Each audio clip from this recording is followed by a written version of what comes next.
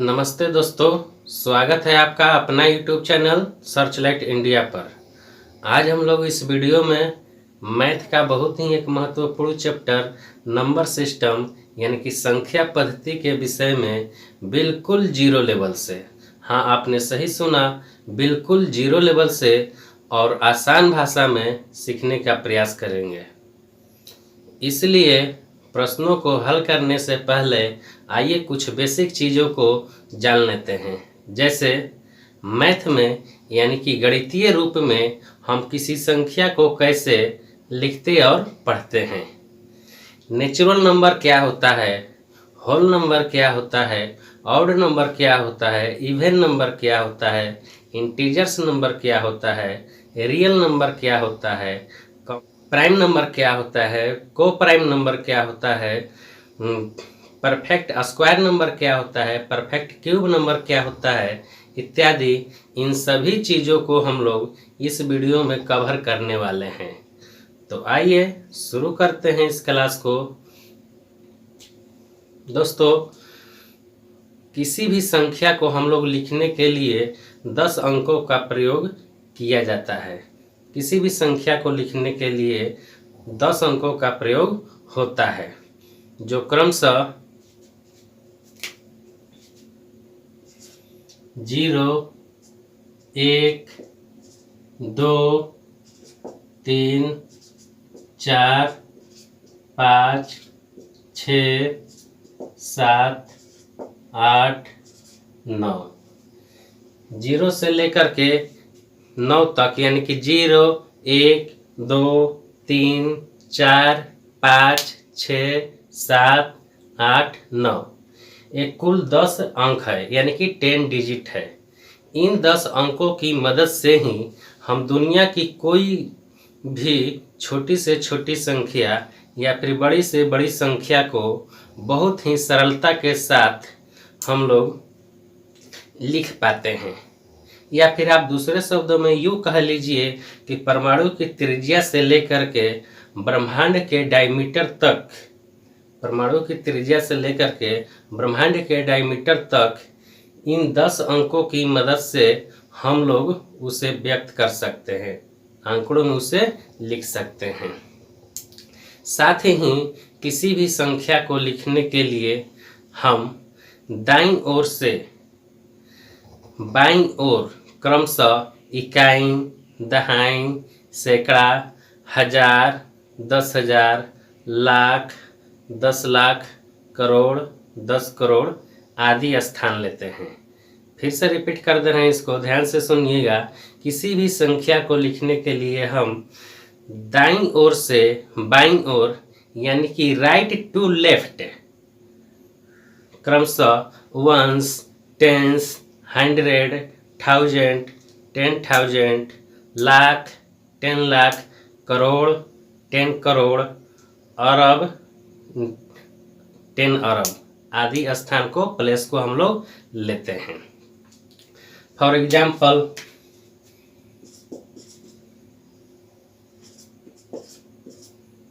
3, 2, 1, 0, 5।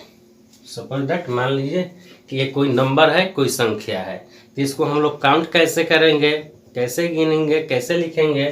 तो देखिए, सबसे पहले दाएं साइड से राइट टू लेफ्ट की तरफ हम लोग बढ़ेंगे ऐसे, यानी कि दाईं ओर से बाईं ओर। तो इकाई, दहाई, सैकड़ा, हजार, 10,000, लाख, 10 लाख, करोड़, 10 करोड़, अरब, यानी कि 7 अरब 89 करोड़ 54 लाख 32,105 ये संख्या हुई। उसी तरह से सेकंड को एग्जाम्पल को लेते हैं। 8, 6, 0, 9, 7, 1, 2, 5, 3, 4। सपोज दैट यह कोई नंबर है, कोई संख्या है। इसको काउंट हम लोग कैसे करेंगे। मान लेते हैं कि ये संख्या है, इसको हमें शब्दों में लिखना है। तो शब्द में इसे हम कैसे लिखेंगे, कैसे व्यक्त करेंगे इसे। तो देखिए, वंस, टेंस, 100, 1000, 10,000, लाख, 10 लाख, करोड़, 10 करोड़, अरब। यानी कि हमारा जो संख्या है यह है 8 अरब 60 करोड़ 97 लाख 12,534। यानी कि 8 अरब 97 60 करोड़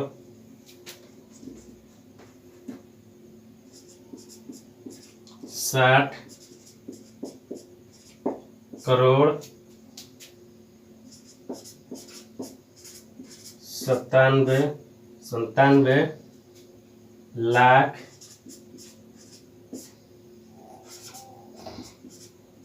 12,534।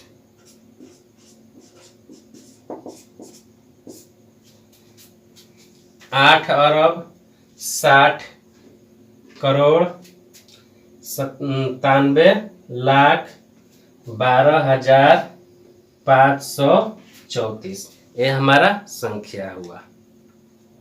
तो मेरे ख्याल से इतना क्लियर हो गया होगा। आगे बढ़ते हैं तो इसके साथ ही अगले पॉइंट को देखते हैं, यानी कि प्राकृत संख्या, यानी कि प्राकृतिक संख्या, दैट मीन्स नेचुरल नंबर क्या होता है।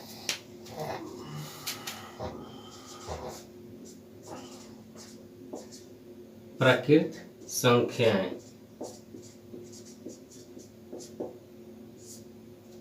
या फिर आप इसको प्राकृतिक संख्याएं भी बोल सकते हैं।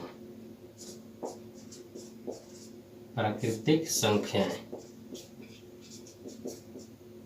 दोनों के लिए इंग्लिश होता है नेचुरल नंबर। नेचुरल नंबर यानी कि प्राकृत संख्या, या फिर कहिए कि प्राकृतिक संख्या, दोनों के लिए इंग्लिश हो जाएगा नेचुरल नंबर। यानी कि नेचुरल नंबर क्या होता है, तो गिनती की संख्याएं प्राकृत संख्या हैं। गिनती की संख्याएं प्राकृत संख्या हैं, यानी कि जितने भी गिनती की संख्याएं हैं एक से प्रारंभ होकर के अनंत तक, वे सबके सब जो है नेचुरल नंबर होता है। यानी कि काउंटिंग के जितने भी सारे नंबर्स हैं 1 2 3 4 5 6 हजारों लाखों सब अनंत तक चला जाएगा, ये सबके सब जो है ये नेचुरल नंबर होते हैं।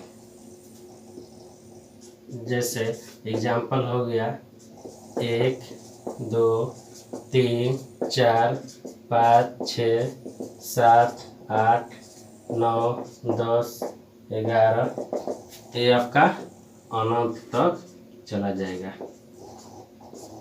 यानी कि इन्फिनिटी तक चला जाएगा।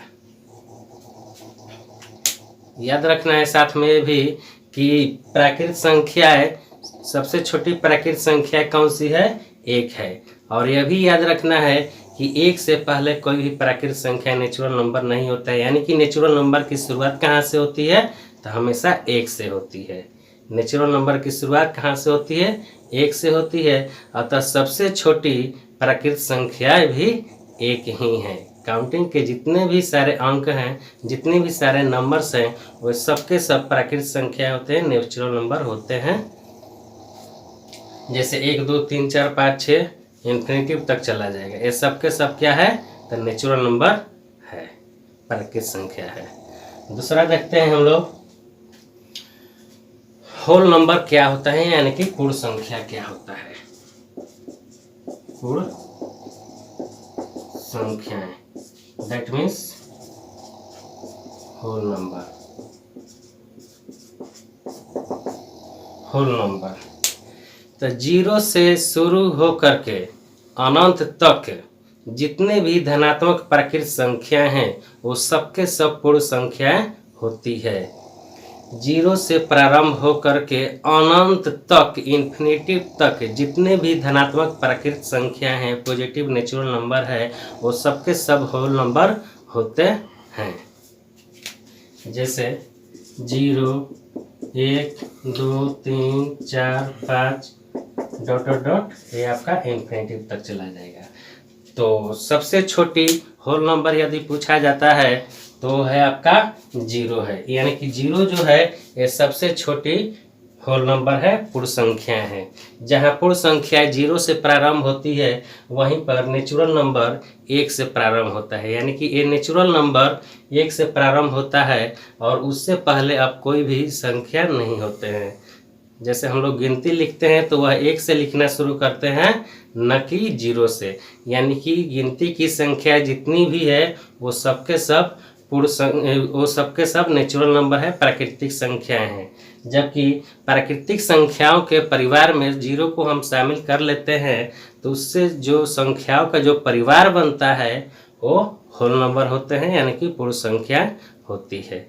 अतः पूर्ण संख्या को 0 से प्रारंभ किया जाता है और यह प्राकृतिक संख्याएं जितनी भी सारी है, धनात्मक पॉजिटिव धनात्मक नेचुरल नंबर जितने भी सारे हैं वो सबके सब पूर्ण संख्याएं यानी कि होल नंबर होते हैं। साथ में ये भी याद रखना है आपको कि सभी प्राकृतिक संख्याएं पूर्ण संख्याएं भी है, लेकिन सभी पूर्ण संख्या प्राकृतिक संख्या नहीं है। नेक्स्ट पॉइंट है पूर्णांक संख्याएं यानी कि इंटीजर नंबर। इंटीजर नंबर किसे कहते हैं? तो पूर्णांक संख्याएं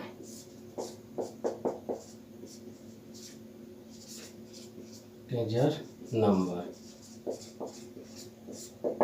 इंटीजर नंबर किसे कहते हैं?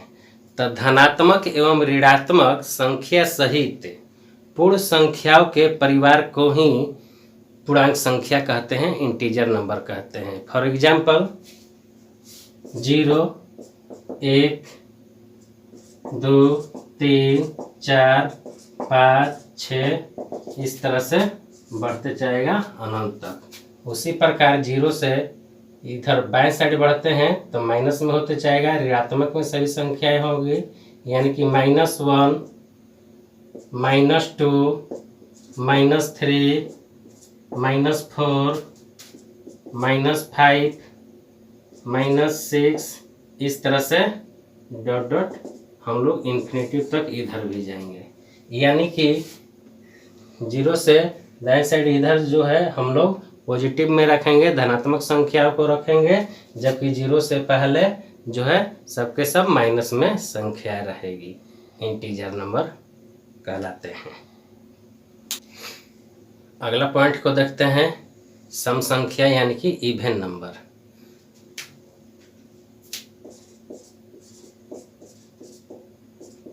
सम संख्या किसे कहते हैं यानी कि इवन नंबर किसे कहते हैं?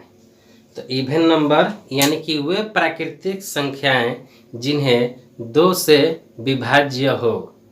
वे प्राकृतिक संख्याएं, वे नेचुरल नंबर जो 2 से विभाजित होती हो उसे हम इवन नंबर कहते हैं, यानी कि सम संख्याएं कहते हैं। यानी कि वैसी नंबर जो 2 के पहाड़ा से, 2 के पहाड़ा में 2 के टेबल से कट जाए, वो सभी के सभी संख्याएं वो सम संख्याएं कहलाती है, यानी कि इवन नंबर कहलाती है। जैसे 2 4 6 8 10 12 14 16 ये आपका लास्ट तक आगे तक चला जाएगा अनंत तक। यानी कि 2 के पहाड़ा से विभाजित होने वाले सभी के सभी प्राकृतिक संख्याएं सम संख्या यानी कि इवन नंबर होती हैं। 2 4 6 8 10 12 14 16 18 20 अनंत तक चला जाएगा। इसी प्रकार से विषम संख्याएं यानी कि ऑड नंबर,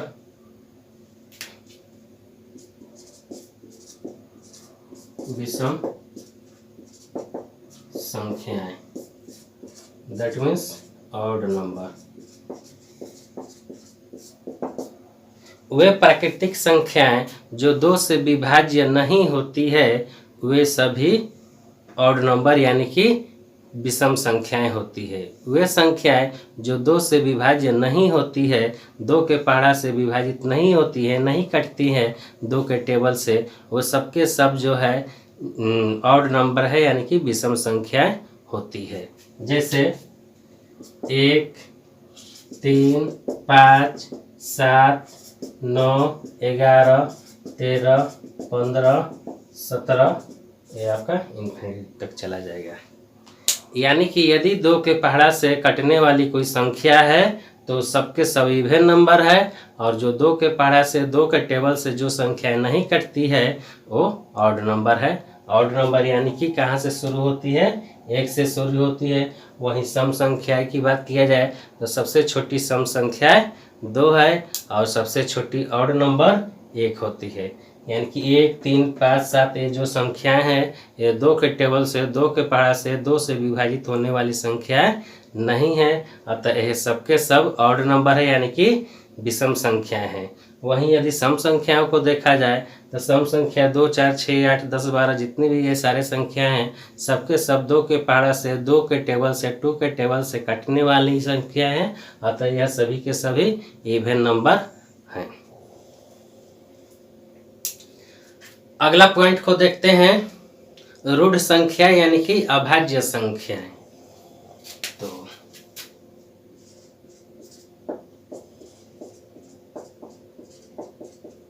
रूढ़ संख्याएं दैट मीन्स अभाज्य संख्याएं, अभाज्य संख्याएं, इंग्लिश में इसको प्राइम नंबर कहते हैं। तो प्राइम नंबर किसे कहते हैं?